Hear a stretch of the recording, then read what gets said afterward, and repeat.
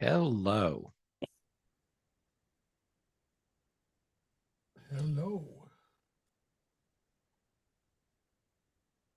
Streaming. When we get social media done.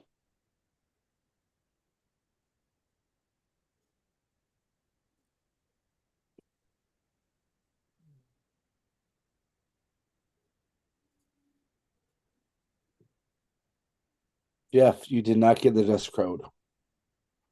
I did not what? You did not get the dress code. I did not.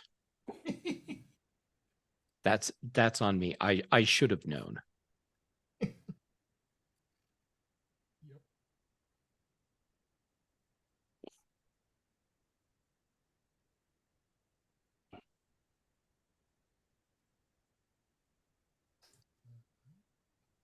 I'm seeing the show that's on YouTube. It seems familiar. Like got this blue like blue twirl thing.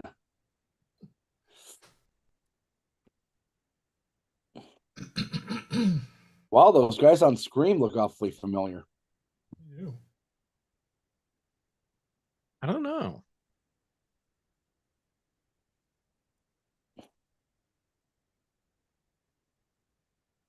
I think one of them is a Sith Lord by the hoodie.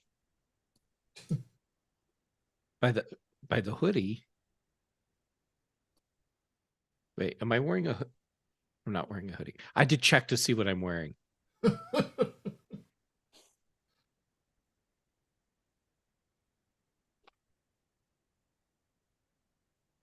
the heck?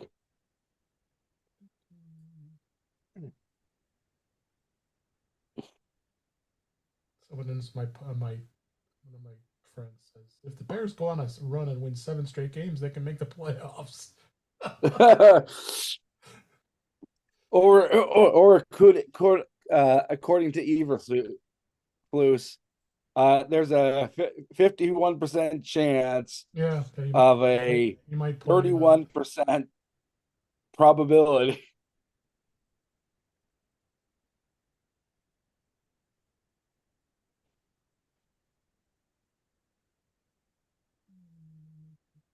I just love that, like the entire Bears press this press coverage this week was, what the hell is Eberflus talking about? Oh my god. Dave, your mic's a little silent. It's because I don't have it in front of my mouth like I should. Now it should sound good. Oh, now you sound luscious. Better. I'm just trying to get social media done.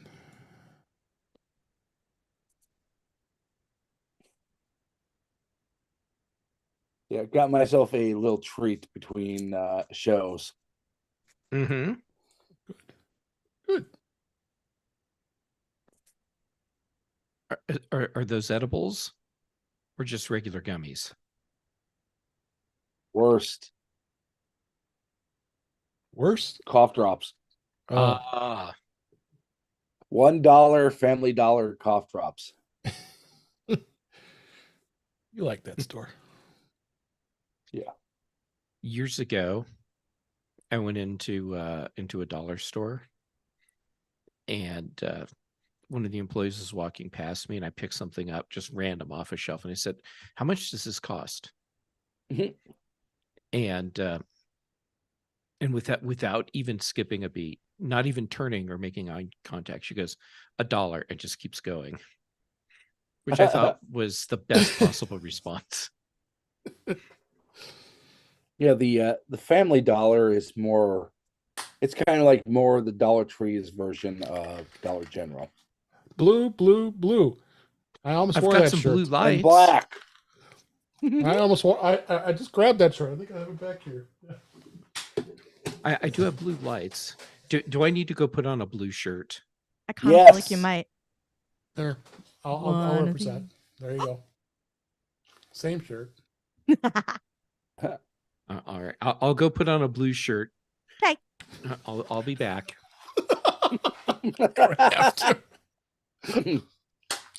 It would look kind of funny though. Okay, now we can But start.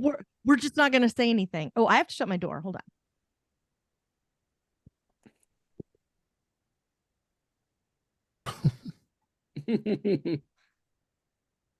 Oh, that was good.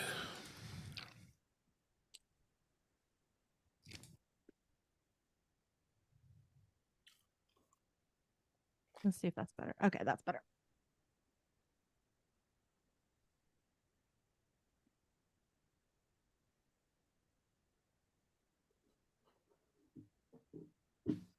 All right. Who's texting me? Is that you not saying knock knock? No. I was quick this time. Yeah. I didn't Oh, even no. get a chance to switch over and text you knock knock.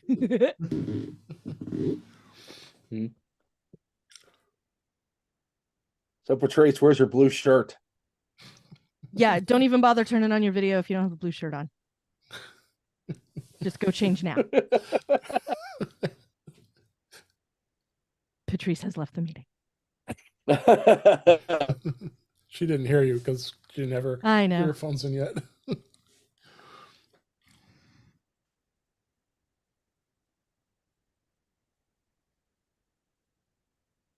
You hear us now?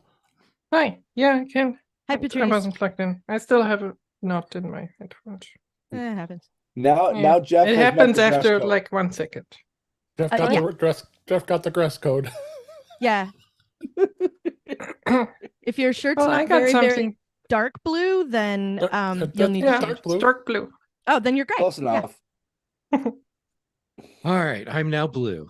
I hope you're satisfied. Well, There now was you a don't have dress to code. listen I to didn't me. even know. Now you don't have to listen to me hum. One of these things is not like the other the entire time we're on the show. Well, let me go put my That black would shirt have back on. exactly. That would have. Instead, Kelly, we'll just be having. I think that- you'll that- enjoy the shirt that I'm wearing.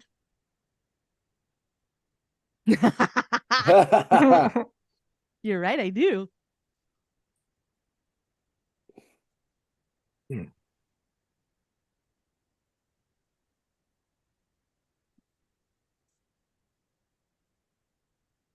Right. Chuck will be with us a little later since he has to do a work thing. Oh, I'm Chuck Joyner, and I've got an important job. How is that? That we was have it on very good. video. Very We have good. it on video too. Oh, are we all going to do impressions of Chuck? Because here's mine. That's the whole thing. That is indeed Chuck in Jeff's presence. And mine. Whoa. What? Jeff, you okay? What the hell? Like, seriously, what the hell? Nice walk. You got me. What happened? My finger. Okay, Wow. so my Oh. iPhone is in a charging stand back behind my display, so you're seeing the wall. Oh. That's a nice looking wall. Why did it just randomly switch? Hello and welcome to Continuity Camera, whether you like it or not. Right? Well, that's what it's been doing to me lately is like, why aren't you using your iPhone? And I'm like, no. And it's like, okay, I'll just ask you next time. Like there is no go away. Because I don't want I mean, to. I use it all the time. The problem is more. I walk away. My Mac is like sleeping, Mhm.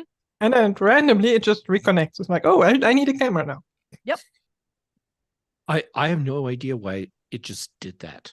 I mean, we were already using the C920. Uh-huh. I don't know, but it was funny as hell. I thought maybe you fell over or something. Like what?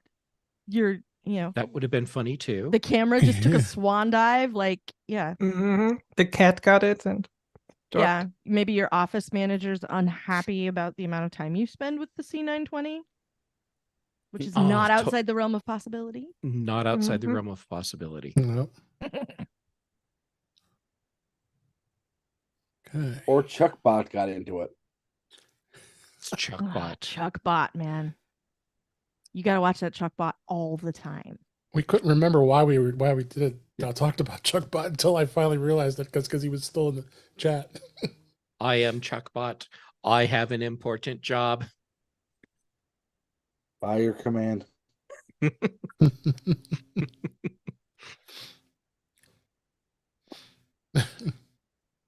minute now, David's gonna look up and go, "Does anyone else hear All Along the Watchtower?"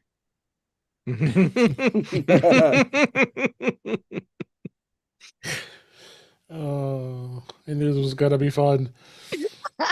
Buckle up, Buttercup. Yep. All right, I am ready. If you guys are, start audio hijack.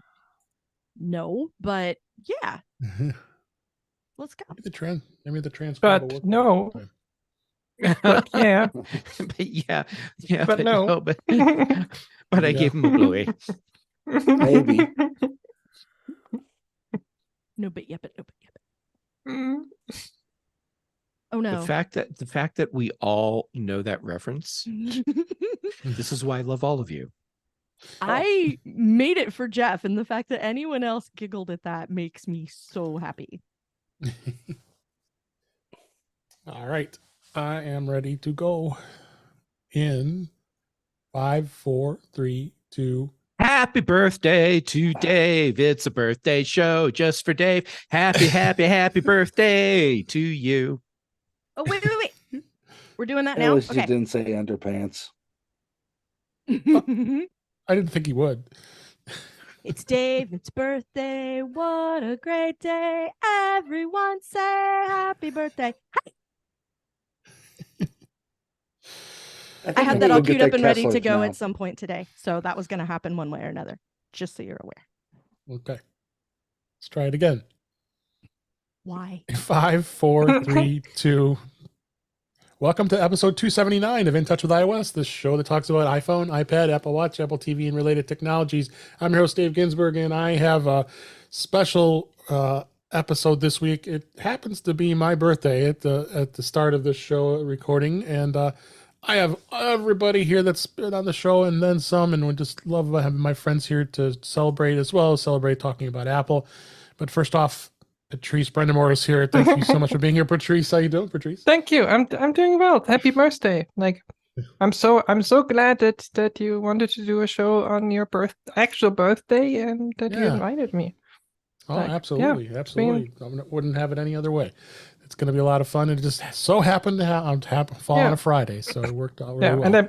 And I'm guessing you're gonna go for some awesome food later on, right? I am going to be how about you? I'll have to report back and do another episode of Foodie Flashback. I think so. Yeah.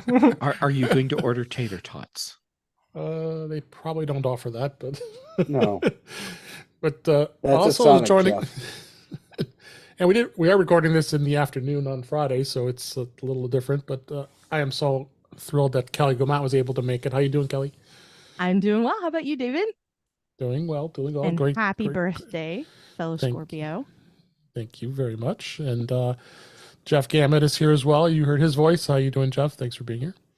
I'm doing great, and I'm excited that I get to be here on your birthday. Yes, it's going to be a lot of fun. And last but certainly not least, Ben Ray, thank you for being here. How you doing? I'm doing great, Dave. It's been a week with not a lot of talking, but I'm better now.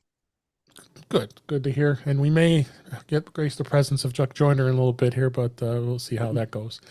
But for right now, we got a lot of good stuff to talk about this week. Some news of the day and all kinds of stuff that's been happening with Apple, as well as updates. And I found this interesting thing to talk about. I think we'd have a good discussion about cables for your devices. Which ones do you buy?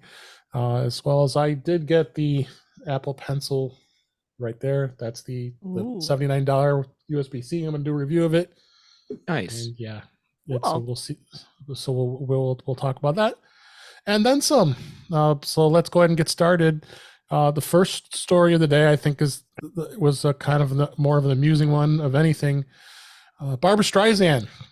You never thought I would say that on this show.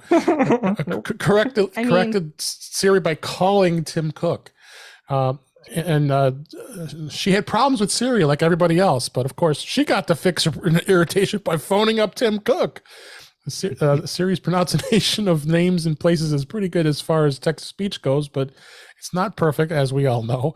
In one instance, when the S lady was getting it slightly wrong, one famous user decided to complain to the top of Apple.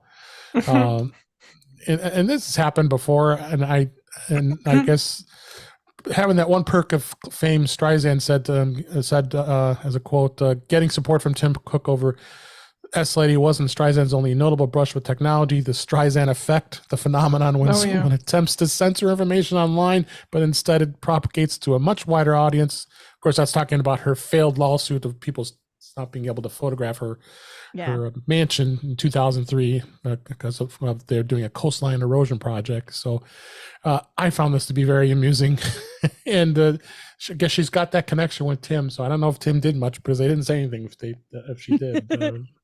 What do you think, Patrice? I mean, that's probably not the only case of stuff like that happened. I mean, I remember there was some story. I think it was an Apple exec who actually dropped off his iMac at someone at the company, like at Apple, some other exec, and said like, "Okay, there's a bug, fix it," and like stuff like that. I think stuff like that happens more than we realize. Oh yeah. Because I mean, they share phone numbers. They have the numbers. They have friendships sometimes or relationships of some sort. Right. So they're like, I mean, wouldn't you do that if you were friends or somehow at least had some connection with Tim Cook? Wouldn't you call him and say, "Well, this is broken. Can you fix it?" I would. I would make it count though. You know. Yeah, sure. Like do it for something important. She always gets my last name wrong 100% of the time until I retrain it. And it will shock you to know that I have other people in my phone who have the same last name spelled the same way. And it also pronounces them wrong too. So, it's the kind of thing where I think you would have to kind of pick your battles. But probably what happened, I assume this is not the first time someone who is friendly with Tim Cook has called him and said, so my phone is doing this thing that I don't like. And so as family tech support, he has probably mastered, well, let me see what I can do. I'll look into it. And then, left it at that, depending on, what actually can be done, so yeah. That's a really good point. I mean, it's like we all do that. We all are family tech support, and we all know how annoying it sometimes can be. Like when everybody's coming to you with their little pet peeve and their little problem. Now imagine you're Tim Cook, and basically the entire world is coming to you. Yeah. I feel like he must have a secret email at Apple because everybody knows that Tim Cook at Apple.com is going to go to him. So the one that he actually uses for stuff is probably something like or they have really good filters. Or somebody else has access to his inbox. Like I can't even imagine. Oh, that's 100%. Fire hose. Oh, definitely. 100%. Probably more than one person. Yeah. The email address he actually uses is cooktim6568. Tim Apple. Now he has to change it again. Apple. Yeah, I'm gonna get a call on that one. You really are. Any other thoughts, guys? We can move on this story. Yes. I First, I would have been horribly disappointed if they hadn't made a Streisand effect reference in the article. So I'm glad to see it. Yes. My other comment is, if you're going to use your own keyboard to stage a photo for an article, clean your frickin' keyboard first. That's so true. Reach. It was a stock photo. Even worse. That's even worse. Even worse. I know. I mean, one, you couldn't clean your keyboard for the stock photo. Two, if you picked the stock photo, you picked the one with the dirty keyboard. Should I answer I this didn't even call, notice Kelly? that. It does look gross. Why is your phone ringing? Yeah, It's probably Tim Apple. It was. It was Tim Apple. It says, come on, Tim. And honestly, whoever was running the stock photo service should have been like, no. If it's a stock, use I don't think AI that's a to stock clean it up. photo. I think somebody needed an image for a post, and it took a picture of a keyboard that really could stand. If you're gonna get that close, you should. I mean, should create a you, keyboard. if you're I don't know, if you don't want to clean your keyboard for some reason, use AI to do it nowadays. Just clean up the photo. Like, Yes. Or you get one of these and then you peel it off, take the picture, and put it back on, and this can be as grubby as you want. She's showing a rubber cover for the keyboard. I have a keyboard. Yeah, I have a thing over my keyboard. Yeah. yeah, Okay, let's move on before this goes off the rails more than it already has.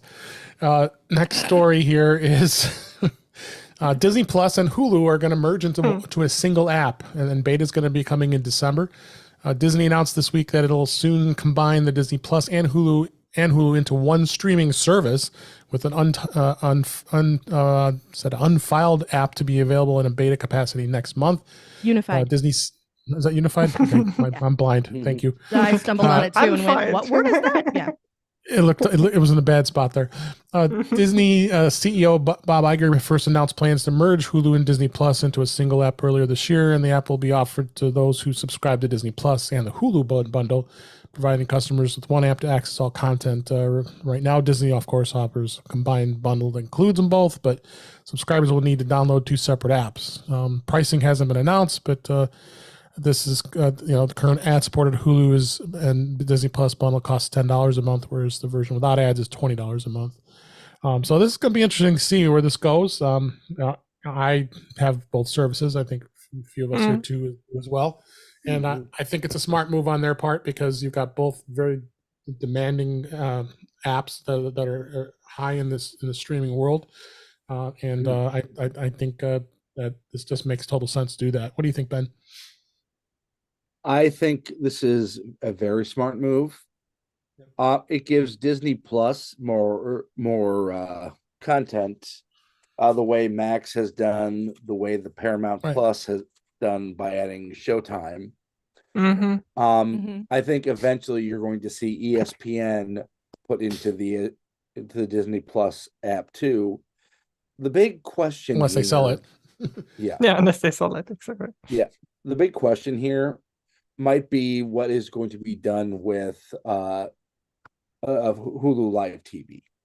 Yeah, there was no mention of that. That's a good question. So, yeah. Doesn't Disney even offer live TV already? Could they just roll it into that? Sometimes. No, not in Disney. I thought so. Yeah, sometimes they have like live streams of events. They have live events. Okay, yeah. Okay. But not like like Elton John, they did it. And, some of How much are you willing to bet that the new app will be worse than the both old apps combined? Because you got two technologies going like this. Yeah, it's like honestly, the only thing about this I thought was newsy was that it took this long for it to happen, because it was really just a question of time. I think everybody saw this coming down the major freeway of your choice, and in your region, and I think that it was really just mostly I'm worried for exactly the reasons Patrice just outlined about, like, wait, I have two apps that are fine now ish, and so fine. I didn't say great. I said fine. I mean, neither of them is HBO Max. Like, let's just put that on the table. Fair. Not that bar is particularly high, and then that's what worries me. Because I don't want to end up with one app that kind of half-asses both of them. The thing I think is still kind of up in the air is what's going to happen in the rest of the world, because there's certain things that show up in different services in the rest of the world, and I don't know how this is going to affect that. So maybe that's why it took so long. That's true. Yeah. Hulu is not available here. Like Disney Plus is, but Hulu is not. But there's that's a good point. So they may have to maintain it separate anyway. Or we could get Hulu finally. Oh, maybe that's it. Not gonna happen, but we could. No, you'll never get it because it'll be called something else, but it'll have all the stuff from Hulu. So you'll finally get to watch Letterkenny and Only Murders in the Building, and it'll be great. That would be awesome, but no. Actually, they might, because for those who are not knowledgeable about Disney Plus in other markets, there is a kind of a more adult part to it called Disney Star. It's not inconceivable that the Disney Star branding could be changed to Hulu worldwide. Okay. Okay. I could see that. It could happen. Yeah. It could happen. Did you have any other thoughts, Jeff? For me, this is just a reminder that everyone needs to really pay attention to the content they're getting on their services, because Hulu was created as a platform for a lot of broadcasters to use together. Right. Mhm. And it has transitioned into essentially a Disney controlled Outpost. yeah. Yeah, So the old stuff that they don't want to have on the main platform, basically. mhm. I mean, after buying out the last part that was owned by Comcast, it is 100% Disney owned. Mm. Yep. All right, let's move on. Next story here. Apple says it doesn't hike iPhone and Apple Watch prices to pay for its climate pledge. So don't blame the climate for Apple prices. Have you ever looked at a price of a brand new Apple Watch Series 9 and wondered if you're subsidizing Apple's environmental efforts? You can rest easy. You aren't, and those prices are all components, manufacturing, and profit. That was according to Apple's vice president, Lisa Jackson, that is behind the Apple's environmental and initiatives. And in a new interview, she confirmed that the company does not factor that as a premium. And it turns out that the making and then selling of the best Apple Watch to date just costs a lot of money, and that's why Apple charges this much. And they go on to say, talking a little bit more about the environment and all that fun stuff, but I tend to believe them. I mean, Lisa Jackson, if anybody, I feels she knows what she's doing when she's and taking care of the environmental stuff that Apple does. What do you think, Patrice, on this? I mean, she's not lying, but I don't think Right. she's also telling the full truth. One Okay. way or another, you are paying for this. If it costs them more money to do this, and I think currently it probably does some way, they're saving probably somewhere else and making up for it and whatever. Like there's probably ways to do it, but one way or another, you're paying for it. It's like so. It's probably not directly in the phone, but it's somewhere indirectly in other costs included. So I don't believe it. Okay. It's marketing. Yeah. Go ahead, Kelly. Well, I was gonna say that I think that she's correct if it's, not just the Apple Watch, because I think they are probably financing this with every purchase. So it's not Of just course they are. watches got more expensive. It's like that cost is built into everything across the line. So, if you have an M3 laptop on the way to you right now, you're probably paying a little bit for it. If you subscribe to Apple Music, you're probably paying a little bit for it. Like all of the hardware, all of the services, like all portions of that are going to finance it. It's not like, oh, the watch is $100 more this year, so obviously it's because no, that's not They didn't how it just works. tack on the price. Yeah, and they're smarter than that anyway, because that pledge is for all products. It's not just for the watch or for the phone. So Right. it seems odd that this was a thing that had to be written up, I guess. Hmm. That this is a thing that needed clarification. What do you think, Ben? I'm with Kelly and Patrice. I mean, why they might be doing some nice marketing math here. It's ultimately going to go into the budget somewhere because Apple has this thing called shareholders. Yeah, I'm one of them. Yeah. They like a nice stock price so they can get paid. If Apple's going to be just like, hey, we'll do a bunch of things, but we're not going to make more revenue elsewhere, shareholders are not going to be happy. So, the products might have stayed mostly the same, but we did get a nice little price hike in services. Just saying. Yeah, we did. Yeah. We did. Thoughts, Jeff? Yes. I thought so. Okay. Yeah. If I'm off base, tell me, and I'm okay with that. And You're off maybe base. thank you. Trace Now we beat me can to move on. it. That timing is perfection. Pictures thrown over. All right. So maybe I'm jaded because I spent so many years covering Apple news. I don't get why this is a story at all. Yeah. Why was this even written up? On Yes. Newsweek. It was on iMore, so I trust them. Well, I mean, Uh, they're not lying, but I Right. look at this and I'm like, this is not news. Hmm. Mhm. If what I would have done is said, okay, so we have this information. What is it that actually matters? What can we bring to people that that offers them some insight that that just saying Apple doesn't charge you extra for climate initiatives? What is it? Because this is not news. Fair enough. exactly. I'm way to- Mr. Cranky Pants. Mhm. Yeah, it's okay. It's a good way to move to the next story. Next story is Apple Wallet account balance features now supports every major UK bank. Hey. That's Just cool. a few weeks after Apple rolled out a brilliant new account balance upgrade to the UK iPhone users, we now know exactly which major banks are supporting the new feature, and it's good news all around. With iOS 17.1, Apple added this new feature for the UK users that will show all of their bank balances and transaction history right within the Apple Wallet app. It's all thanks to the UK's open banking API, hence it's not currently available in the US. And Apple explains that this new feature lets you connect your account to the Wallet app and view your debit and credit card balance, full transaction history, and more.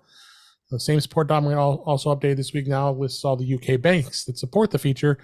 And it looks like that the only major player not on the list is Starling. I don't know the banks in the UK, so I think Never heard of it.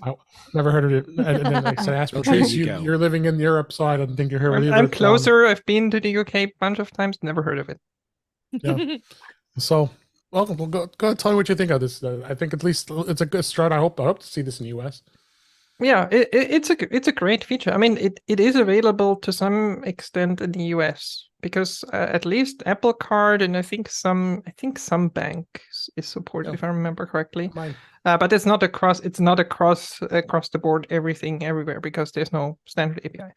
Yeah, it makes sense. As I said, I've never heard I've been on British Tech Network for I think 9 years by now or 10 years. Wow. I've never even heard of Starling, so I don't even know who they are or whatever.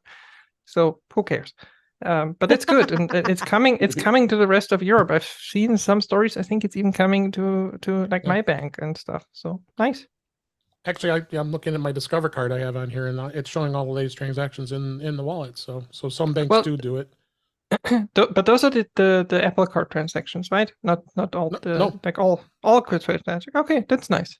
Oh, actually, I didn't know you're that. right. Yep, they're all Apple Pay transactions. Okay, That's it's fine. Apple Pay. But as I said, I seem to remember that there was at least one bank in the US who's already doing it. Maybe I'm misremembering, but I thought that was wrong. I mean, for sure, as I said, Apple Card and the Apple Card does it, but it's kind of Apple American Pay, so- Express. My American Express account's showing Oh, okay. Oh, okay. Yeah. showing transactions Mm-hmm. and how So, broke yeah. I am by all the things I just spent this month. Yeah, it's usually how it goes. Oh, set. Nice. Good feature. What do you think, Kelly? This is it's good news because it's one of those things that is sometimes a really hard problem to solve in the rest of the world. You know, like when we everything comes with an asterisk when Apple announces something new. So you can get an Apple Card, but not everywhere. You can get a new phone, but not everywhere. You can get Apple Music, but not everywhere. And I mean, most of the Lady- time, the answer is you can get it only in US. Yeah. Or access to certain things, like you can talk to this lady, but there are very few things you can actually ask her in the rest of the world or whatever. So I'm glad to see that there are certain things that are rolling out worldwide. So I know some of this stuff is really hard to solve, and I am glad to see that they're working on it. So yay for everybody else. I really like using the Apple Card. I like having all the transactions and stuff in there. So I think this is just another way to make people more aware of spending, and that's always good too. As I just said, just looking at all the transactions my American Express. Jeff, what do you At think? your peril, you can add it to your wallet at your peril. At your peril. Apple's long-term strategy, and this is no secret, has been to be at the center of our lives. And anything that they can do to make it easier for us to have like a nexus point for everything in our lives makes it easier for them to actually achieve that goal. And right now, the easiest way to be a nexus point in our lives is to get everything going through our iPhones. So this is another step in that process. And my guess is that Apple is doing something behind the scenes in the United States to get some sort of standard for banks to be able to do the same thing here. Yep. That would be amazing. Hope so.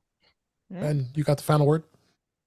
I mean, isn't there already standards like that Apple could use? I mean, I can do it through I mean, I can get my direct deposit through most banks. I can automatically hook it up to things like Plaid. Yep. Mhm. But it's, I mean, Apple pretty much wants to have the the same goals as the social network X, but actually has a chance of doing them. That's true. I wouldn't go that far, I but don't know if yeah. I think, well, I mean, Ben, you said like, you know, that there's things that are available now, but I also know that with Quicken, when I try to download from my bank, it has been broken for like 3 years, and it has never it doesn't quite work right, and it will give you like sometimes all the transactions and sometimes like Quicken just chokes on the download of transactions and doesn't work like it's supposed to, and it is super frustrating, and it has been broken forever. So I am hoping that Apple is working on something secretly in the background to make this easier for everybody, because then it will be easier for everybody. And everybody includes Mr. Kelly, who regularly applies profanity to Quicken, because there are a lot of times when things are not working like they should, even before he gets to what all the transactions actually are. Just trying to get things entered accurately sometimes is a huge hassle, because there's stuff that simply doesn't work and hasn't forever. And, you know, some banks don't seem interested in changing any of that. So I hope that this is something that might drag banks kicking and screaming into the 20th century. I said 20th. I meant 20th. You're welcome. Hey, we have HomeKit. We have HealthKit. Why not BankKit? Yes. Yeah, it would be nice. Coming to Dub 2024. Would be really cool. And anyhow, and that's when we realized that Chuck wasn't wearing any pants. Hi, Chuck. Hi, We're not supposed to tell that story. Oh, hi, Chuck. And we want to welcome to the show Chuck Joyner. I'm so glad you were able to make it. How you doing, Chuck? I'm great, Dave. I'm so sorry I'm late, but happy birthday. Thank you so much. Thank you so much. We saved the next story for you. And Great. It's about CAPTCHAs. no, actually, it's about OneDrive. OneDrive users must justify why they're closing at the app before exiting. Trust Microsoft to find ways to make up something even more annoying. The act of closing the OneDrive app on Windows or Mac, for that matter, now force users to explain why you are doing such a thing. I don't think you have to just ignore the question. Microsoft won't let you quit until you answer. And there's like 6 or 7 different answers you have to give them. I don't want to use one. I don't want OneDrive running all the time. I don't know what OneDrive is. I don't use OneDrive. I'm trying to fix a problem with OneDrive. I'm trying to speed up my computer. I have too many notifications or other. I mean, this is the first time that Microsoft's demanded some explanation when you try and leave one of their products. It's not. They And have a Edge. long and storied history Oh my of God. interrogating people. Yeah. Changing Edge. So Chuck, I thought it'd be a great thing to bring up right when you walk in our show to tell us what you think. Why are you trying to drive my blood pressure up, David? I'm already on medication. When I saw this story, I was kind of speechless. It's like, really? I mean, unfortunately, the answer you really want to give them is not on there. Oh, but Yeah. there's an other, and they make you type if you choose other. They Oh, make you fill really? in. Really? Yeah. Oh, good. Oh, you get okay, to tell then. them exactly what. Oh, then the that's reason great. is. What you think? Yeah. Then I That's have lots awesome. of suggestions that are not appropriate for this show. But it's the sense of entitlement is just incredible. I mean, and Google does it a little bit because Google, always wants you. Well, we want to make your Chrome your default browser, and that's fine. I mean, I kind of get that because that's just the way that they garner market share. But this just takes it to a whole nother level. Yeah. Mhm. The only part, well, the only slightly okay thing about this is it crashes most of the time anyway, so you don't have Yeah. to quit. So a lot of people aren't Yeah. even going to see this dialogue box. Exactly. It just crashes. But what does Yeah. that say about Microsoft? They're giving you a feedback mechanism that crashes constantly. Gee, I wonder what other Microsoft products that reminds you of. Yes. All of them. It's Exactly, yeah. all of them. Here's the thing, though, is that the reason that I see this, and David can probably back me up on it, is that Microsoft has made changes in other parts of stuff, like the admin panels for the back end management of things. So there's a lot of stuff that goes on there, and it things get changed or they get renamed or whatever, and then whenever I've gone in and said, go back to the old way or undo the things, they're like, but why? The new Outlook or the old Outlook? Yeah, new. So true. Yeah. Oh, do I have New one? teams Define versus it old all. teams. Yeah. But the thing that makes it Yeah. really frustrating is that it's like that was the thing that surprised me about this, was that they're doing this to end users, because they've been doing it to admins, like 365 admins and Office admins, for a long time, because it's like, well, why not? What possible reason could you have? Because you literally do not have basic functionality in new Outlook that you have in old Outlook. You will not let me view messages stored on my hard drive if I use new Outlook. So pass.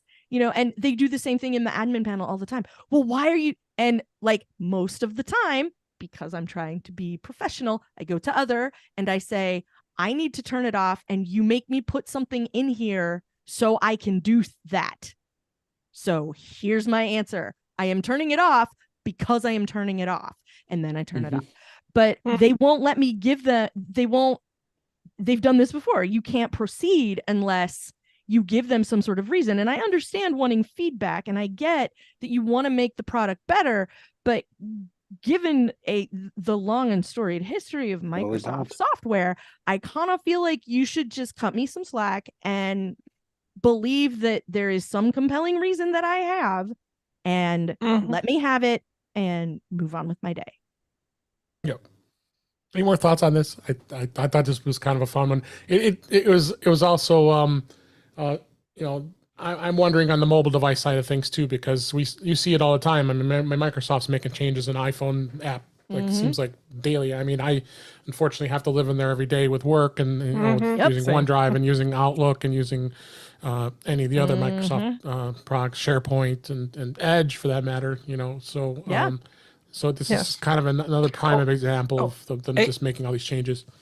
Edge is another good example. Every time you start Edge and Safari is your default browser, it asks you every time, hey, do you want Edge to be your default browser? And you have to tell it every time, yes, I want to keep Safari every time. There is no don't ask again option. It is every time. That's kind of Microsoft? crappy. Did Clippy teach you nothing? Well, and that's the thing. It's like they insist on, they try to wear you down is what happens, or they try to get you just, okay, fine, I'll click it and leave me alone. And Dave, you just brought up a really interesting thing that I keep getting caught with. I know it's been this way for a while, but it drives me crazy. On my phone, which I'm looking at right now, I have to use Outlook. That's our company email. But same. It has a big blue button that says new mail. I know.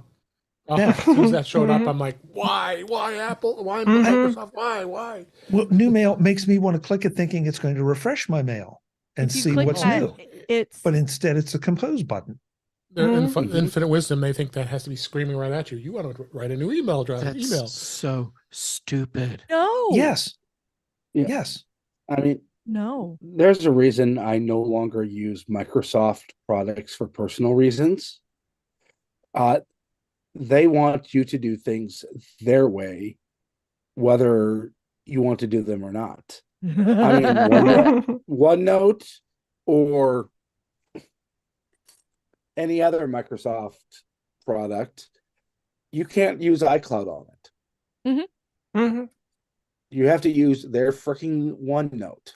If I could show this on the screen, that's what Yeah. they when you tap the button, and it's got that very similar menu in my message I'm showing here. Mhm. That it shows a new mail, but you also can do other things here too. But they think that's a quick way of saying, "Hey, you can do something here. Why do I want this screaming at me Yeah. right in my email?" I mean, Why do No. I need a Teams call when I'm in an email? But Yeah, you also got- it's Yeah. new use voice, Teams call, new event, or new message. Yeah. Right. new message is not new mail. Oh god, anyway, yeah. Yeah. I mean, Anyway, if it said compose, Dave, I don't even mind the big blue button. Honestly, Hmm. if it said compose, I It don't says think I new think mail. I think about it, but it says new mail, and so that to me says I'm supposed to be refreshing this to get my new mail. Mhm. That's how I Yeah. would interpret that as well. Me Same. too. new message. And one of the things too that I just found out, and Dave, you probably knew about this, but apparently on the M1 chips, Teams does not support a virtual background. No, Right. it does. It I does. think it does. I think it does. I Because I Maybe the have new some. Teams does. Yeah, I think maybe it the new does. Teams. maybe Well, you know new it Teams does. I've used it. It Oh wasn't a yeah, if problem you're I had using on- Teams Classic, then maybe it doesn't. Yeah. Yeah, I Anyway, mean, some if of you the wanted- decisions Another that are case being of made. spectacular product management on Microsoft's part. I don't want to go off too much of a tangent on this, but I thought it was a good story. But and very people should know about it too. It's super frustrating, and it's really hard to get things done when all anything wants to do when it's broken is Yeah. talk to you about it. Like, no. Yep. Especially because that never comes up unless you are taking some sort of action. Like, I'm in the midst of quitting this to troubleshoot, or I'm upgrading my operating system, so I was just going through and quitting everything or whatever. And, now you want to throw a speed bump in the middle of the thing that I'm already trying to do. Thanks. That was Yep. sarcastic. When I'm doing something on my computer, it needs to be all about me. And if I Mhm. choose to use your tool, then your tool should be helping me do what I want to do, not getting in my face and saying, wouldn't you love to use our tool more? Wouldn't you love to use this other tool of ours? At least not Not every single anymore. time. Yeah. No, it's anymore. all about Microsoft. You should know that. Yes. It's not about Yeah. you. Exactly. Yep. Exactly. Let's go into one more last story here.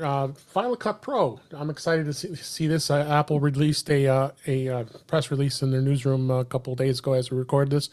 They have Final Cut Pro has taken the video editing on the Mac and the iPad to this next level with some more with new powerful new features. Latest updates streamline the editing process with improvements to timeline navigation, expanded in-app content, and voiceover recording. And I'm not going to read the whole thing here, but we're going to go through. I'll mention that some of the organizational tools are going to have been improved for editing complex timelines, make it easy in the Mac. Update will also allow editors to see organization of their timeline at a glance and easily differentiate clips from assigned roles. So they've done some really cool things, and more optimization for Apple Silicon as well they should. As well as on the iPad version of Final Cut Pro, they did some new voiceover capabilities and some workflow benefits. They also had creators can now increase their efficiency by combining a select group of connected clips or storylines and consolidate them into a single connected storyline. So Nice. they've done some really cool things here. It's gonna get released as a free update for the existing owners of the software. Towards the latter part of this month or next month, as well as for the Final Cut Pro for the iPad. And of course, you don't know, it's $300 for Final Cut Pro, so you got to be a pretty serious video editing person that you want to pay for Final Cut. And some people may not like that price, and there's other alternatives, but Final Cut is pretty awesome. I own it myself, as well as on the iPad. You do have to. It's a subscription service, but it's $49 a year. for $4.99 a month. So if it's something you think you're like to put in your workflow, and it might work out something as far as on your iPad. So, guys, any There's thoughts? on always this? iMovie. Yeah, there's that too. Chuck, Yeah. go ahead. I know you're a Final Cut user as well as Jeff. But Yeah. Yeah, I am, Dave. My camera keeps adjusting itself. I don't quite know why. No, wait till it switches cameras on you randomly, like happened to me earlier. we saw a wall. Just Yeah, the wall. But what's I think in my opinion, what's great about this though is that I have never paid for a Final Cut update. Once you buy it, Yeah, you pretty it's much been buy years. it, and Yeah. it has been Mhm. years. And so, and there was a bit of a kerfuffle as usual, that the new version for the iPad was going to be a subscription. Right. But if you really need it on the iPad, $50 is cheap. So, and the fact that I know there's always concern when, especially among the Final Cut community, when something isn't updated frequently, they feel like that may be slipping behind. I've played with Premiere. I've worked with DaVinci Resolve. Great products, no question. But Final Cut it just makes sense to me in so many ways. So Yeah, if same.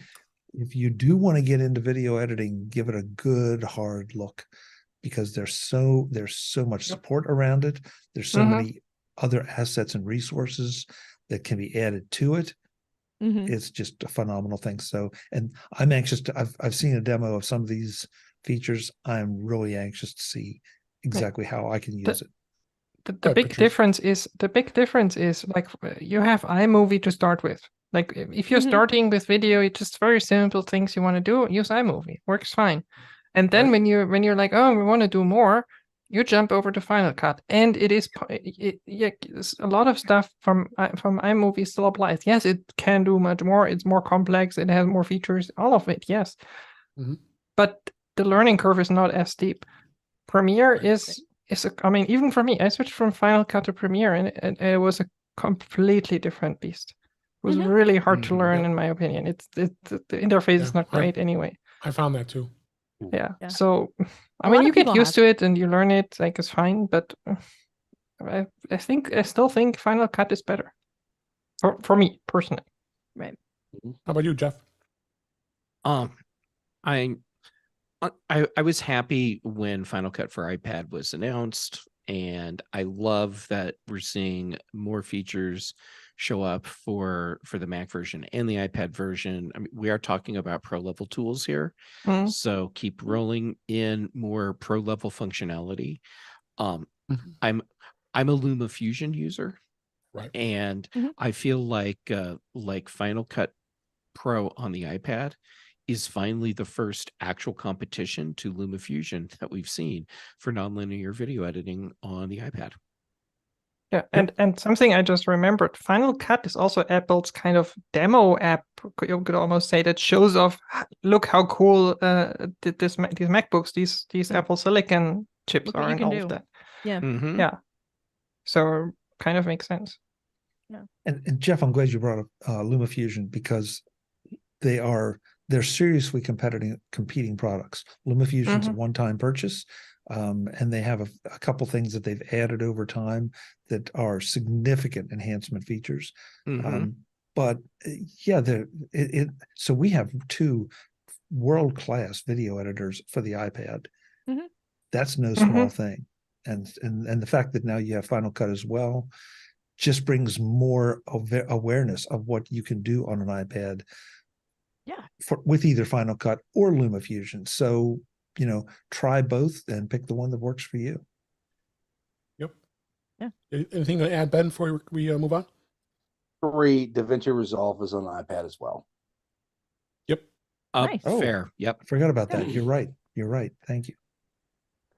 But I have to say, I mean, whether you go with iMovie, whether you go with DaVinci Resolve free, or whether you go with Final Cut, right now you really can't make a bad choice.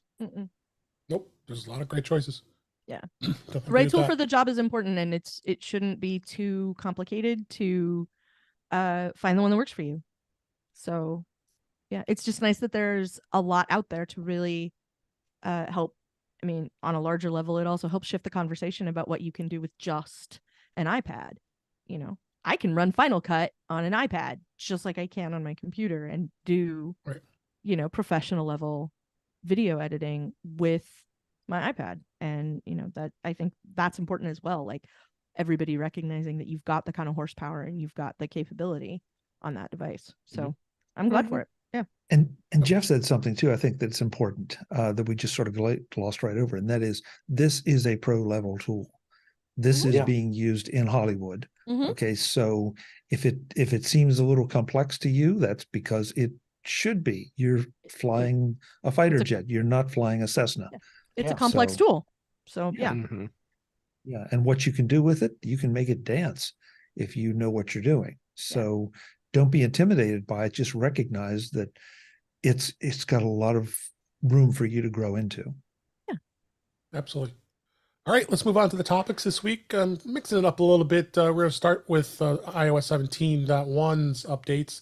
17.1.1 came out this past week. We had some bug fixes, and there was a BMW wirelessly charging issue, as well as the weather widget. It just 2 weeks after 17.1 came out, which of course 17.1 brought us the new AirDrops and Standby and Apple Music features we talked about earlier. And you just go ahead and update it like you normally do. So it's I'd say go get it, because there are some bug fixes and security patches that are always there. They're going to make sure that you're running this. Apple specifically says in rare circumstances, Apple Pay and other NFC features may become unavailable.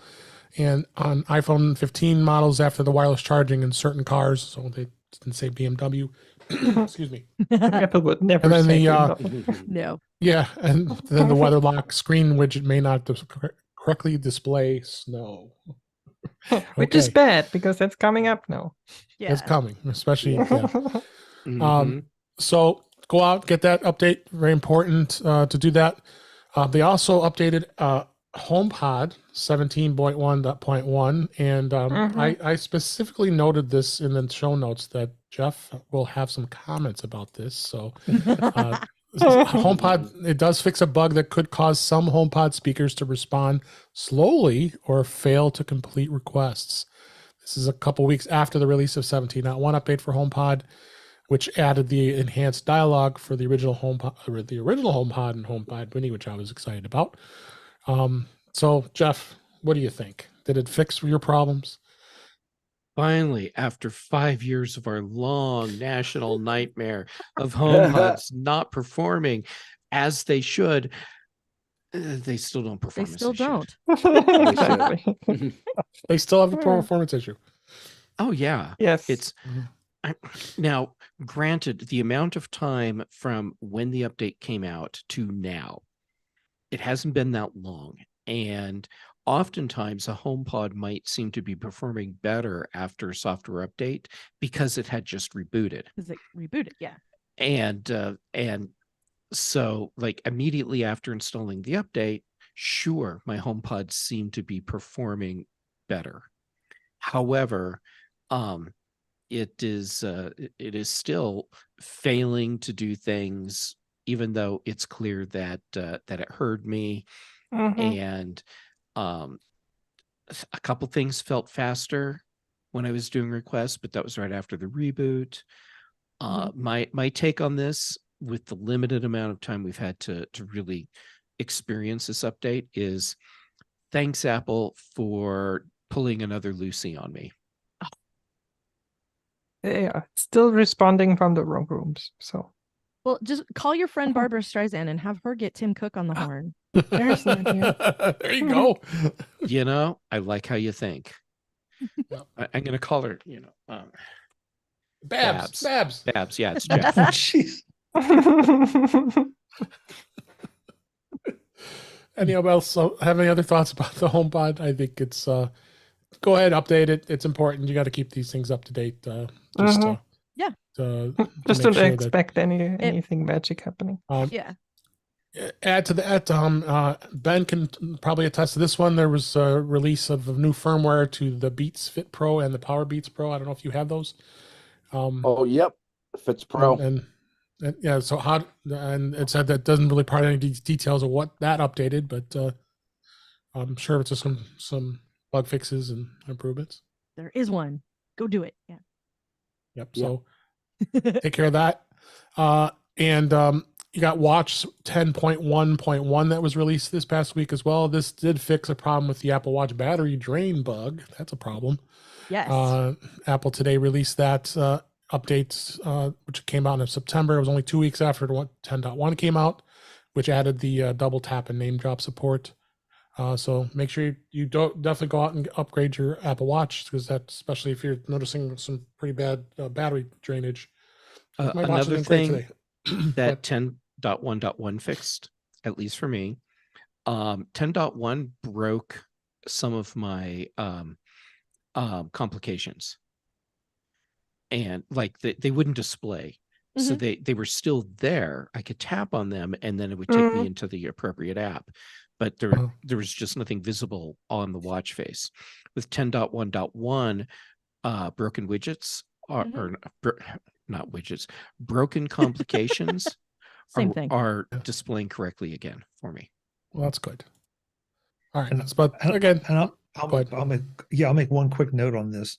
I've got an Apple Watch 7, and for whatever reason, this update took forever to verify on the phone and then install. Oh yeah, same thing happened to me. I mean, like hours. But Wow. Oh, wow. when it That's was too long. done, well, look, I don't know what was going on in the background, but when it was done, everything worked, and my battery life is definitely improved, even on 7 than it was on 10.1. So No, it if happened you to me ha- on the Series 9. So I had to do I ended up just doing a hard reset just to reboot it. And then that seemed to help it. But it was sitting for a good long hour. You know, I think I did it during Mac Voices the other day, and it was sitting there. I was like, what the hell is going on with this thing? So just be patient with it, because I think our friend Wed Bixby said he had the same thing. He got frustrated and did a hard reset, and I put it down and thought, I'm going to walk away and go do something else, and I came back and it was still doing it, and it just be patient, and eventually it went through, and now the watch is better than ever. Yep, I agree. All right, let's go ahead and move on to beta. This week, 17.2 beta 2 was released on the beta cycle here. It did expand some new features in here. Let's take a look at 17.2. So the biggest new feature is the journal app. I don't know if anybody, Ben, if I've you've tried looked it. at I'm sorry, I forgot Patrice. Yeah, how is the journal app? I've tried it.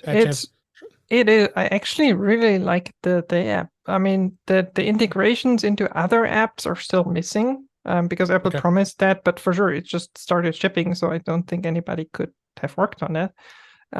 But the journal app itself, I've used journal apps like a lot, and I actually like them. And this is a really good solution. Like it shows me all my, for example, all my exercises, and if I took photos like while I was out and about, it shows that. And you can just create an entry by one tap. Simply say create an entry without writing anything about it, and it just creates an entry for like whatever those photos were or whatever you did. So it's really good. Really like it. Okay, good. Did you have a chance to try it all yet, Ben? I know you hadn't had enough time on it. Not enough time, not enough interest. Then there's that. Fair point. Fair enough. That's fair. Let's also Watch OS 10.2 was released. Not anything major notably, unless Patrice, you know something that's not. No, I wanted to mention one thing that you forgot in the 17.2 beta 2. Oh, thank you. That is the, what is it called now? The video, the Spatial 3D video. Spatial Spatial video. video. Yes, Spatial exactly. I'm video? blanking Okay. on it. Spatial video. Oh, is yes, coming. yes. We Yeah, just talked about that. 1080p only, Next year. 30 frames per second only. You have to enable it specifically in the settings app. Like it's fairly limited, I think, but it's there if you want to test it now. Yeah, spatial video, and that's going to be Spatial used video. with the Vision Pro at some point. Yeah, and you can watch them on your phone, but for sure not in spatial anything. It's just a video. Right. All right. Just And then think about that for a Go ahead. second. Patrice says only 1080p at 30 frames per second. Yeah, but yeah, by That's today's how- standards. That's how demanding we've become. That's how far Yeah. we've come, and very quickly, because it's not that long ago that 720p was a big deal. Yeah. And now it's like, 1080, yeah, but it's okay. Well, Yeah. 1080 is fine, but when you're doing 3D depth things, especially when you're doing something with Vision Pro, where the higher resolution is very obvious, Mhm. and the 30 frames per second doesn't give you as smooth video flow as you really need when you're doing the 3D type viewing like that. Mhm. Yeah. It's okay to say only. However, your point that we've gone from 480 up to 720 and then Mhm. 1080, and now we can say only 1080. Only. Yeah. Only. All right. Let's I'm just gonna run through these real quick. Again, we mentioned WatchOS 10.2 is out. tvOS 17.2 is out for developers. Nothing special there. Apple did release a new firmware upgrade to the AirPods Pro 2. And of course, you never know what they're doing and when it's going to get updated. So articles in the show notes about that. There isn't really much else to say about that. It looks like it's going to be just the version 2. It's the Lightning model and the USB-C model, so it's both. Just check on that. You'll see what that has to be updated at some point. It'll just do it automatically. You won't even know. So that's that with updates on that. So one of the main topics I wanted to talk about this week was I found this article that's really interesting. It was actually in Consumer Reports of all places. I don't usually use that source as a place to discuss things here on the show, but I thought this was a really interesting thing about cables. And they went through some tests. They tested cords from Apple, from Samsung, and other brands, and looked for durability and found two clear champs of what were good. One that's priced at $29, one that's priced at $6.55. So you kind of see what the extreme is between those two cables. And these are USB-C cables. And you can go through some of the brands that has cables from Amazon Basics, Walmart's ONN brand, which I actually bought one of those cables. Actually, I remember, Ben, you found that plug one week we were looking at that, so I ended up buying it because we all have to buy cables, right, and plugs. And a number of these were Lightning cords, and some of them were USB cords. So they did a bend test, and then they did a twist test. And then they show the animation here, how they were doing some pretty serious twisting of cables to see how long they last before they break. And they basically said that they can recommend 2 charging cables, which is the Apple Lightning cable, was the first one at $29. And that's the that they tested the 2-meter version. And the 1-meter version, of course, is $10 less. And then they got the results below. So it showed that for the Apple cable, it was 11,500 bends before it actually failed on the Lightning to USB. You look at the Amazon Basics on the Lightning cable as well as the ONN from Walmart, 796. So that's quite a drastic number there. And when you go back to the USB-C cables, they didn't rate Apple for some reason, but they did do the Amazon Basics USB-C to USB-A cable, 11,500 bends, and then the other brands were a lot lower. So I just found this to be very interesting to see. We don't even think about that, though, really, how long these cables last. Or we all buy cables all the time. We all buy adapters all the time. I'd like to get the panel's thoughts on what cables do you like? I buy Anchor a lot of times. I buy other brands that aren't listed here. I'll start with you, Chuck. What does cables matter to you? Do you just buy? You're not going to go to the Walgreens or local drugstore to buy a cable there, as I don't ever do that. But what cables do you stick with when you buy cables? Yeah, I mean, it has to be a dire emergency to go to Walgreens and pick up. Exactly. Yes. I tend to stick with Anchor. I tend to stick with OWC. Yeah, you may be paying a little bit of a premium. The one thing, the kind of the fallacy I find in this test is that it's testing for bending. It's like, Right. okay, that's fine, but when it comes to USB-C now, we're passing more power through than we've ever passed through before to Right. our devices. And they say before it failed. Okay, if it failed just by not charging, that's fine. If it failed by shorting out your device, that's a whole nother different level of fail. Mhm. So, I look at this and say, okay, fine, you can save a lot of money, but they do acknowledge that Apple has superior engineering. Anchor does a great job. OWC does a great job. There are other brands out there, the reputable brands. So those are the ones I stick with because I just feel like I don't want to risk my machine, Mhm. on that. That just is, it's not like it used to be, and you have to be aware. And so Yeah. more power to Consumer Reports. I use them for a lot of things. Sure. But and I respect these tests for what they tested for. Right. Mhm. But there's another piece of the story that we never got to. Mhm. Agreed.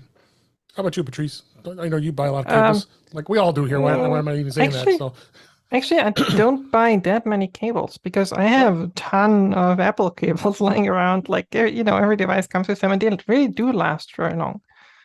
So like I'm like Chuck. If I have to buy something, it's either Apple or Anchor or WC. That's usually the three. But like, I mean, by the way, I know why the Apple USB-C cable, the iPhone cable is not included, because I think it wasn't enough time from the time Apple actually shipped it to test it. That takes True. a while to do Oh, this yeah. 11,000 yeah, bands. right. They That's said true. 6 years of use, I think, on the Lightning cable from Apple. Yeah, I So, mean, like, they that's a long shortened time. that. They shortened it for sure in a shortened amount of time with Yeah. their test stand. But yeah, like the article actually has some really good points. You can't tell from the price, and you can't tell from the brand, because like the Lightning Amazon one, like basically would have failed after 6 months, but the USB-C lasted forever. The cheapest was in some cases better than, in their test at least, than the most expensive one. So you can't really tell, like, without actually testing it. But what's true is, let's say for the reputable cables, most likely thing that's gonna happen is they're gonna fray. You can bend them over time, they're gonna fray. Mhm. So this test is for sure a really good measure of what would happen when you use it over time. And you don't want it to fail after a couple of months, because that's kind of No. waste of everything. Yeah. Yep. How about you, Kelly? I buy some cables. I like retractable cables because I like my cable bag not to be a complete disaster. So Fine. I have who's makes my lightning cable? Skosh.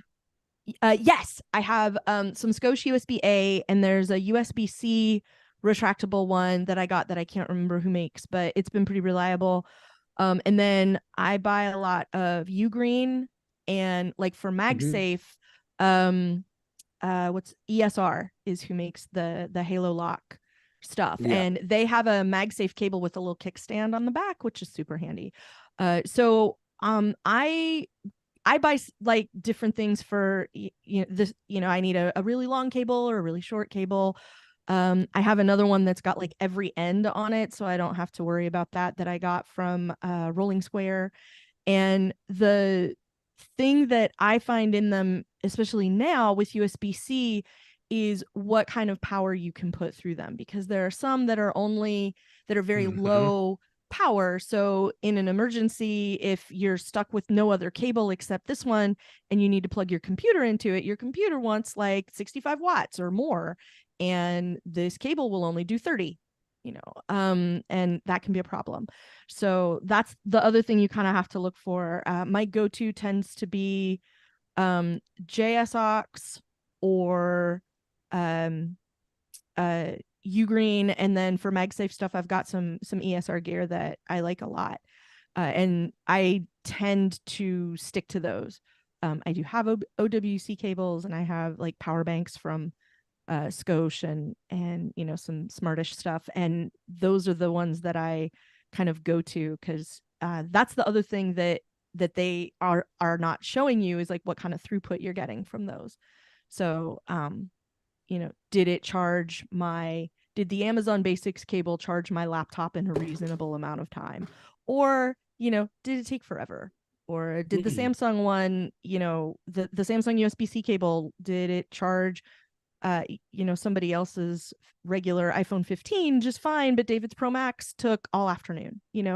That kind of stuff I think matters too, Right. because that's one of the things sometimes if you look at the reviews on the cables like at Amazon or like Adorem or B&H, when you look at the stuff for the cables, there's always somebody that hooked up a volt tester to it, to show like it says it will do 35 watts and it does 35 watts, or it says it'll do 35, it does 10, and being able to find out that throughput. Yep. So that's a thing, especially because USB-C is not the same as Thunderbolt, is not the same as USB 4, is not the same as, when you get into, once you wade into what you actually need the cable for, it all gets really complicated in a hurry.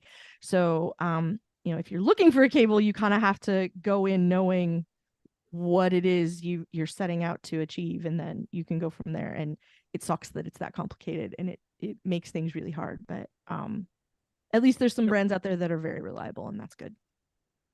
Jeff and Ben, would you have anything to add that would be any different than everybody else has talked about with cables? I'll give you an honorable mention. Don't forget about Rad Tech. Awesome Rad cables. Tech. Yes. I have a Rad Tech USB-A to Lightning cable in my car that is, I bet it's close to 10 years old now, and is still that one? solid. Wow. This is the sister cable. It's this cable. Well, no, this is the same cable that I have in my car. When you picked me up from the airport many years ago, it's that same cable. It's still in my car. Yeah. Okay. And it's probably worth pointing out that in Jeff's environment, with the temperatures going up and down and sideways, that is sometimes in the same day. Yes, that's kind of amazing. That's sometimes kind of between meals. Yeah. Yeah. During the meal. In the time it took to tell you the weather was weird, it got weird again. Yeah. So yes, Kelly, that cable that you're thinking of. Yes. That's that cable. I'm still using it. Yes. Wow. Last word for you, Ben, on cables.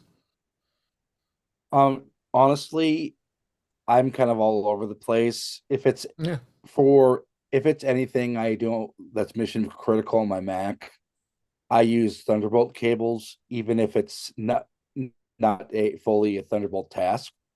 Right.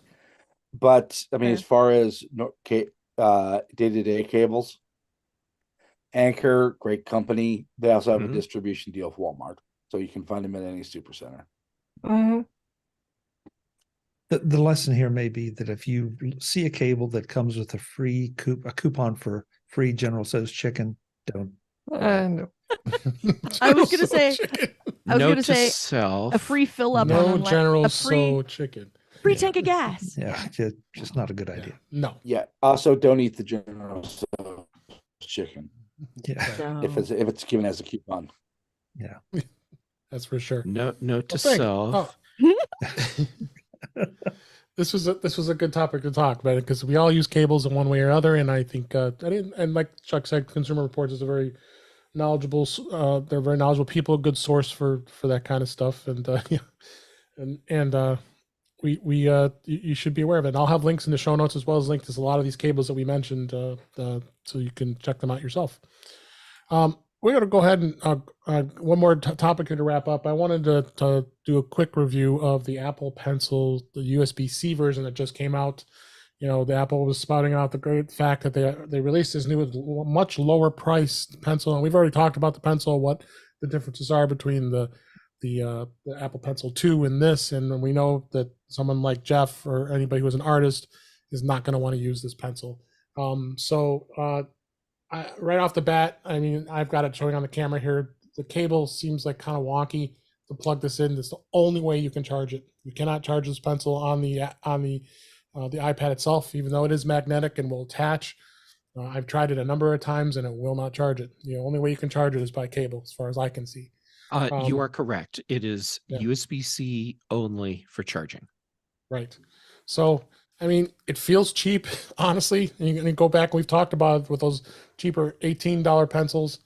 I would, Apple's charging $79. So, in my opinion, I mean, I could feel, I mean, I've got both the Apple Pencil 2 and this. I compared them and I definitely see a big difference. And definitely the pressure sensitivity is not there. And so I don't even know why anybody would buy this pencil. I'll be honest. I think it's something that people are just not going to be too excited about once they get it. And then especially when you can buy off one of those knockoffs for $18, $20 are perfectly fine pencils for what you need. But if you're really a true artist and you want something that's good, stick with the Apple Pencil 2. I don't think there's any other reason to want to go with that. So anybody else has to add to, Jeff, you have anything to add to that?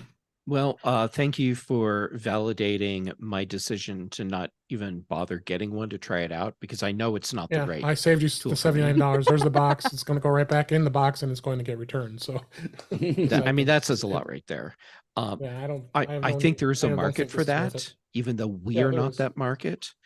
And at risk of this sounding bad, Chuck, I think you are more likely to be in the market, or at least Apple's target market for this pencil.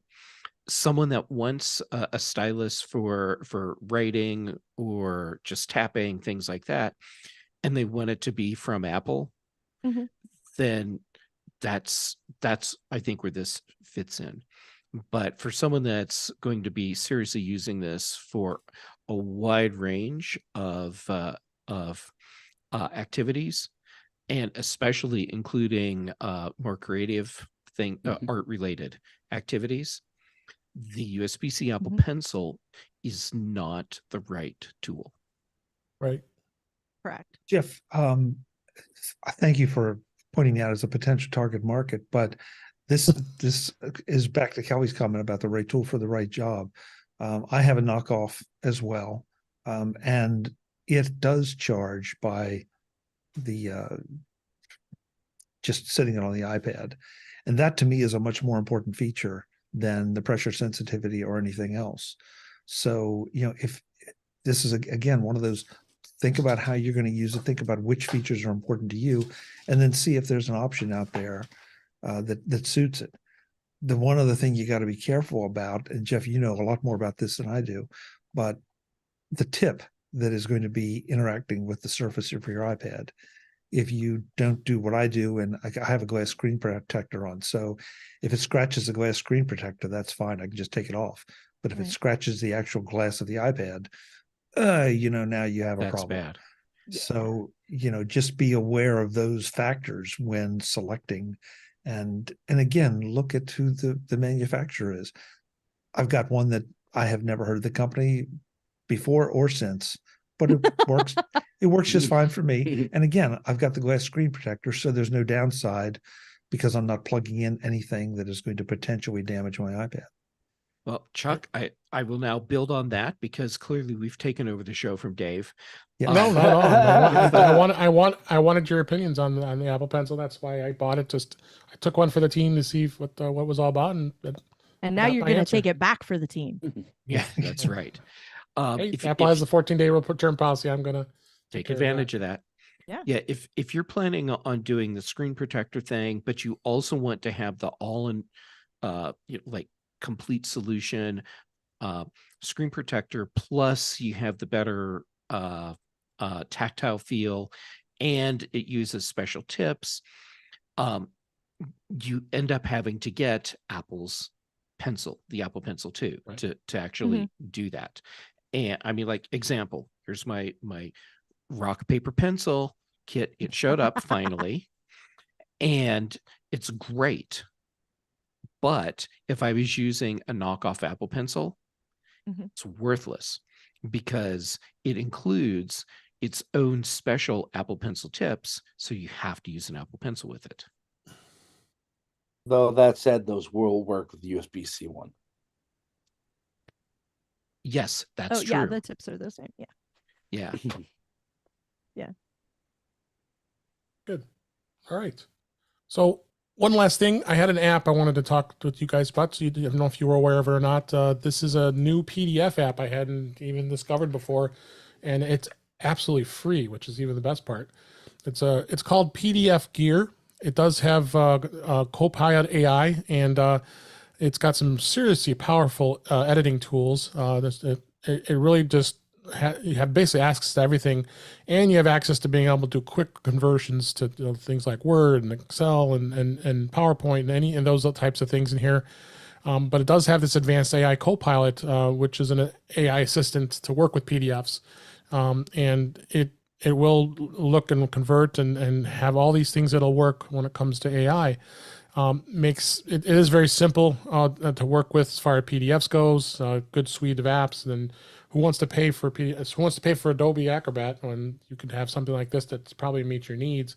And there's many others out there. I mean, the PDF market is so saturated with different apps out there. But I found this to be interesting because it does also work. It works with not only Mac OS, iOS. It works with Windows as well. So, and it's 100% free. There's no limits, any size you can edit, and all that kind of stuff. So, I have a link to the article. Actually, it was written up in Macworld about it, and the link is in the show notes as far as any of that. They also have another app called, just if you want a conversion app, which is also free. This is on the iPhone or the iPad. It's called PDF Converter Gear 2, and you just launch this open, and you can just select any of the types of things that you want to convert. It's either you want to convert a PDF to Word, an image to PDF, PDF to image, so on and so forth, merging, splitting.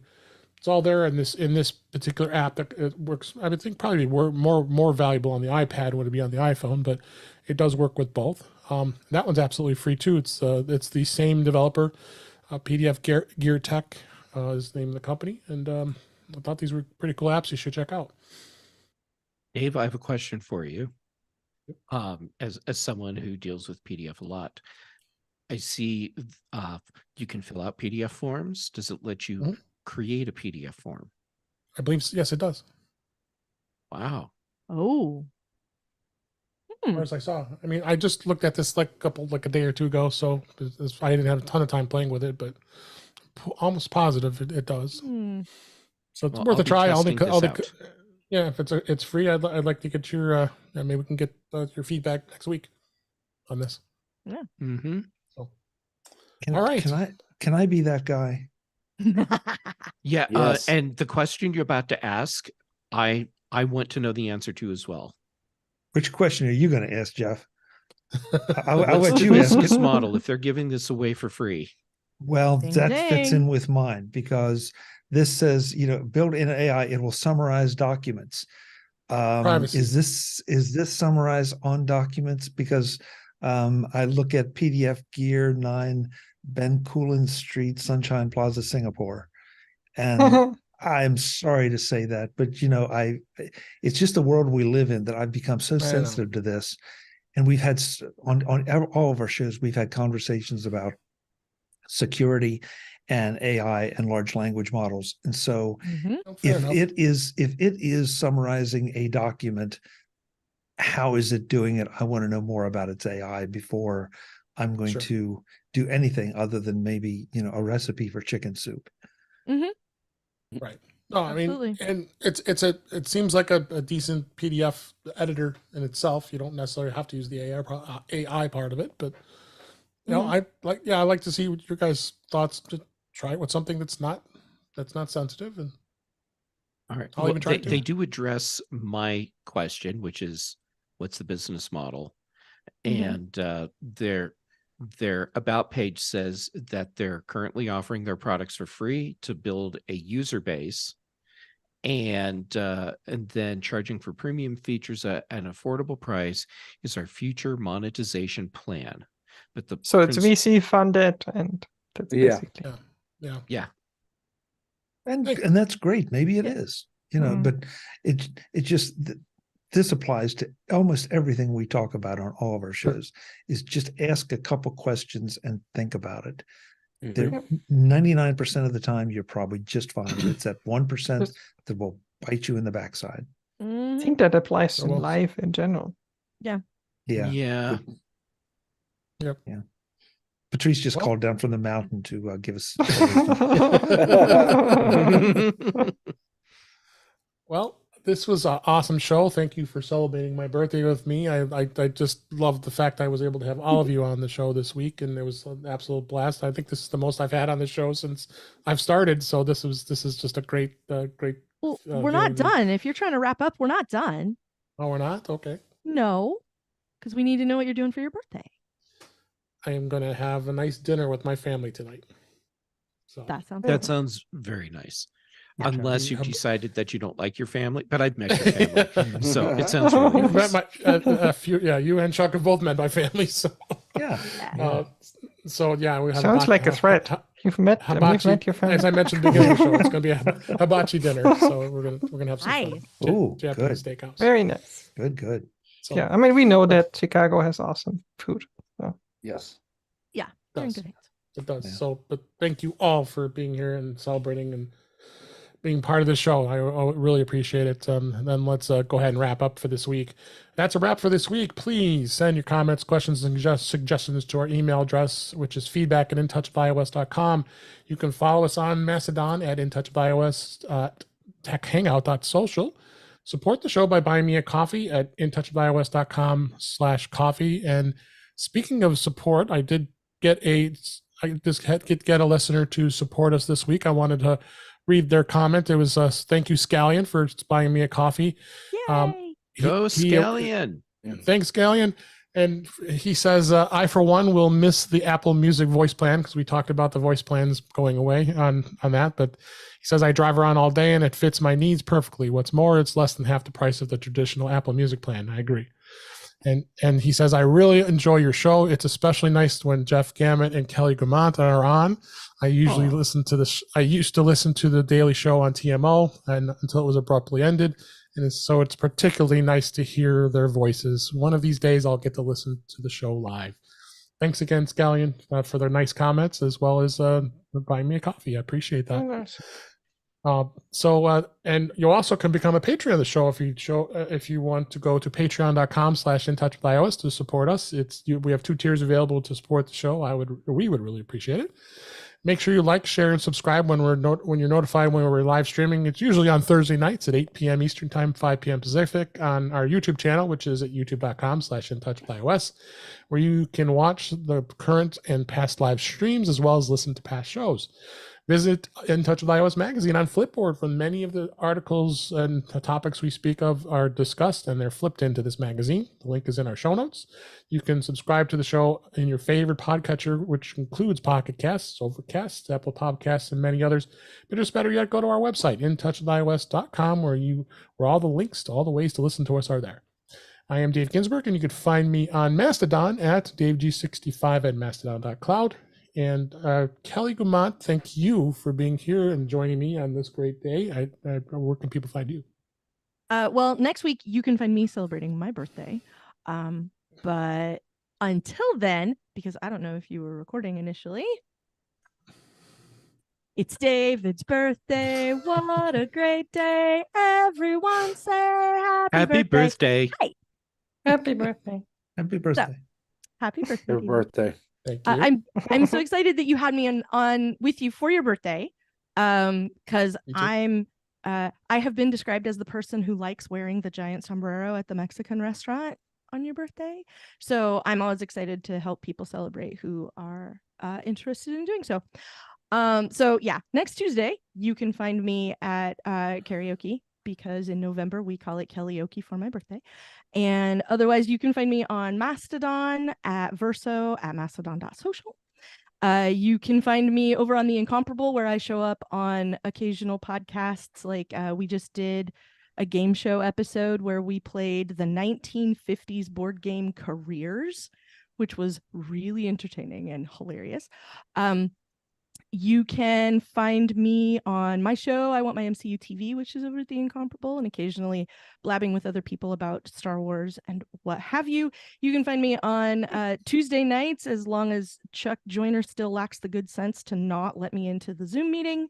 You can occasionally find me on Thursdays on In Touch with iOS with David Ginsburg.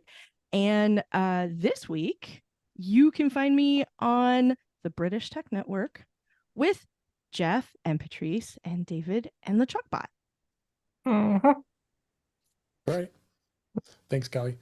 And Patrice Brennemore, thank you so much for being here. It's always an absolute pleasure to have you. And so the few times I can have you on because of our time differences, but I'm so glad you were able to make it today. And where can people find you?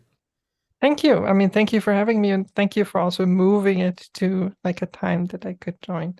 So Absolutely. yeah, thanks. It was a great show. I really enjoyed it.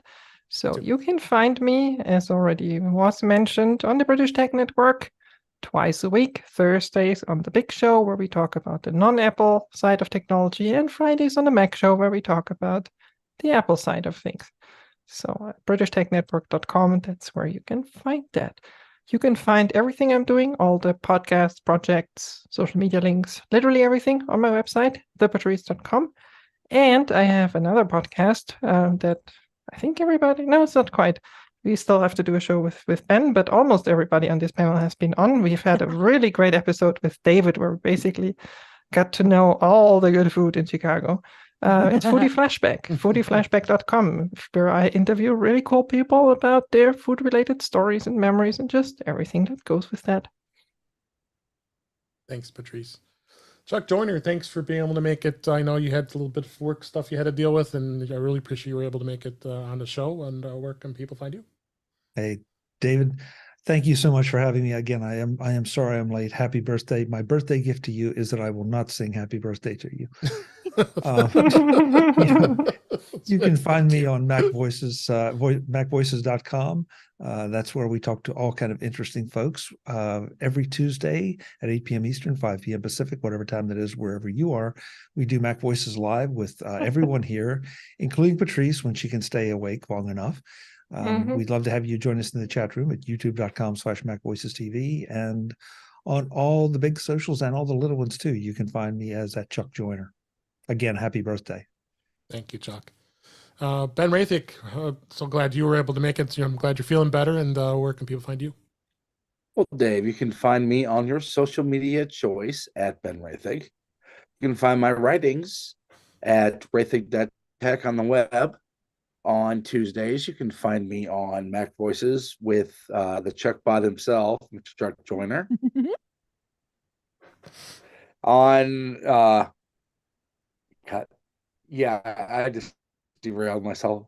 On Thursdays and Fridays, you can find me on the British Tech Network on the Big and Mac shows. Those two together are making me hungry. And you can find me on here on In Touch with iOS with Mr. Dave Ginsburg. Thanks, Ben. Appreciate it. Last but certainly not least, Jeff Gamet, thank you always for being here. I really appreciate it. And where can people find you? Dave, it's always a treat to get to hang out with you, especially so today on your birthday. Yeah. Okay, where can people find me when I'm not just hanging out being super excited about Dave's birthday? On social medias, Jay Gamet on basically all of them. The ones I'm active on right now are Mastodon, Instagram, and I'm getting more active on Threads. Then for shows, Chuck, bless your heart, you keep letting me back on Mac Voices Live. It's I can't figure it out either. I can't, but thank you. Dave keeps letting me back on In Touch with iOS. Thank you for that. Then on the British Tech Network on Thursdays for the Big Show, on Fridays for the Mac Show. And Brian Chaffin and I record the Context Machine. This week's episode is out already. And I interview Brian about his new book that's available for pre-order right nice. now, Accidental Intelligence. Put that link in the show notes too. Oh, yeah, I have to make sure there's a link for that. Thank you. And thank you for listening. What a blast we had doing the show this week. And we're going to come back next week with more great shows. And I'm going to go celebrate. But until next time, thanks for listening.